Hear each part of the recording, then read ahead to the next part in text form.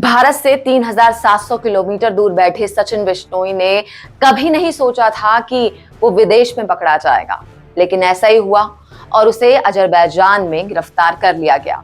सिद्धू मूसेवाला हत्याकांड में पहले दिन से ही उसका नाम आ रहा था, मगर सचिन कानून की पहुंच से बहुत दूर था। शातिर सचिन बिश्नोई जेल में बंद गैंगस्टर लॉरेंस बिश्नोई का भांजा है, जो विदेश में बैठकर लॉरेंस बिश्नोई गैंग को ऑपरेट करता है। सचिन वही नाम है जिसका जिक्र मूसेवाला मर्डर केस में एजेंसियां लगातार करती आ रही हैं। जांच एजेंसियां सचिन को इस हत्याकांड का मास्टरमाइंड करार देती रही हैं और यही वजह है कि वो शुरू से ही जांच अधिकारियों के रडार पर रहा है। पुलिस का यह दावा है कि सचिन के कहने पर ही संदीप उर्फ केकड़ा ने सिद्धू मूसेवाला की रेकी की थी, क्योंकि वो सचिन का दोस्त है। यानी सीधे तौर पर सचिन का इस मर्डर केस से नाता जुड़ जाता है। वारदात के दिन संदीप उर्फ केकड़ा सिद्धू मूसेवाला का फैन बनकर उसके घर पहुंचता है। वो काफी देर तक वहां जमा रहता है और मौका मिलने पर उसने बाहर मूसेवाला के साथ सेल्फी ली थी। इसके बाद भी वो वहीं मौजूद था। जब मूसेवाला घर से बाहर निकले तो उसने फौरन इस बात की इत्तला शूटरों को दे दी थी। उसकी इसी जानकारी के आधार पर ही हमलावरों ने मूसेवाला को घेर मारने की योजना बनाई थी। इसके बाद उन्होंने अपनी साजिश को अंजाम भी दे डाला। अजरबैजान में सचिन के पकड़े जाने के बाद ये पता चला है कि उसके पास से फर्जी पासपोर्ट भी मिला है, जिस पर तिलक राज टूटेजा का नाम लिखा हुआ है, जिसे वो इस्तेमाल कर रहा था। लेकिन असल में सचिन जो है वो अपना पूरा नाम सचिन थापन लिखता है, जबकि उसके पिता का असली नाम शिवदत्त है। लेकिन जो पासपोर्ट, फर्जी पासपोर्ट जो बरामद किया गया है उसके पास से, उसमें उसके पिता का नाम भीमसेन दर्ज है। उसने पासपोर्ट में अपना जो पता है वो भी गलत दर्ज करा रखा है। पासपोर्ट में उसका पता मकान नंबर 330 ब्लॉक F3 संगम विहार दिल्ली पाया गया है, जबकि उसका असली पता PPO दंतारिया विला जिला फजिल का है। 29 मई 2022 को पंजाब में सिद्धू मूसेवाला की हत्या कर दी गई थी। उन्हें सरेआम गोलियों से भून दिया गया था। इस हमले की वजह से मौके पर ही मूसेवाला की मौत हो गई थी। जांच में पता चला था कि कनाडा में बैठे गैंगस्टर गोल्डी बराड़ ने जेल में बंद गैंगस्टर लॉरेंस बिश्नोई के साथ मिलकर मूसेवाला की हत्या की साजिश रची थी और फिर सचिन ने उसे अपने शूटरों के जरिए अंजाम तक पहुंचाया था। कुख्यात गैंगस्टर लॉरेंस बिश्नोई अजरबैजान से भारत डिपोर्ट किए गए सचिन बिश्नोई का मामा है।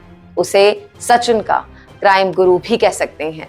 सिद्धू मूसेवाला की हत्या और सुपरस्टार सलमान खान को जान से मरने की धमकी देने वाला गैंगस्टर लॉरेंस बिश्नोई अपराध की दुनिया में एक बड़ा नाम अब बन चुका है और यही वजह है कि आए दिन उससे जुड़ी कोई ना कोई खबर सामने आती ही रहती है।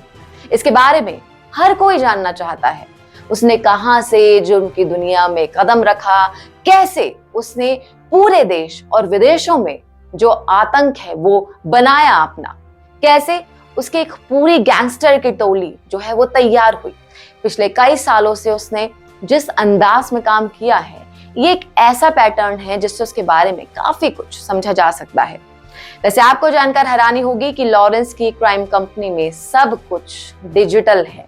ये एक वर्चुअल संसार जैसा नजर आता है। इस गैंग से जुड़े करीब 1000 लोग, जिसमें शार्प शूटर्स हैं, बदमाश हैं, करियर हैं, सप्लायर हैं, रेकी पर्सन है, लॉजिस्टिक स्पॉट बॉय और शेल्टर मैन हैं और सोशल मीडिया विंग के सदस्य भी इसमें शामिल हैं।